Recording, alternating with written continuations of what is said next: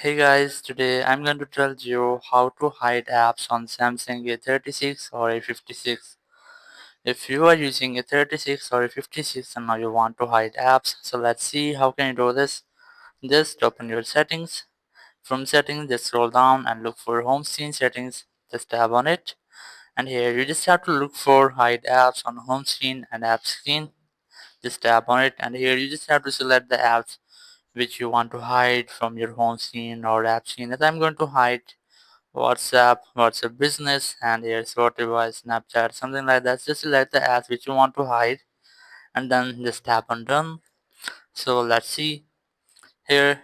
You can see I have hidden WhatsApp and WhatsApp Business and other apps easily. So now if you want to unhide, just tap on the settings again, and here you will get the minus icon in the top on this apps icon. You must have to tap on that minus icon and then tap on done. So that's how you can easily unhide your apps just like that.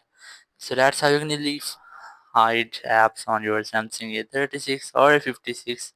Thank you very much for watching the video. Until next video, bye bye.